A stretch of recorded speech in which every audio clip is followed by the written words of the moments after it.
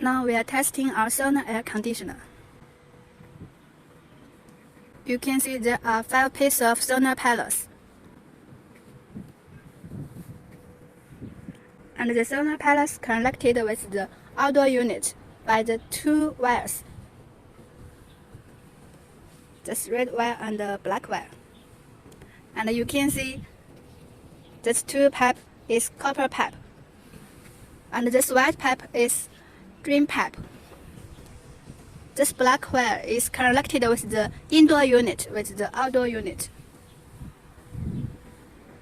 Now both the fan and the indoor unit is working. We stick the red strips in the fan and in the indoor unit. And now we can see the red strips are floating in the wind.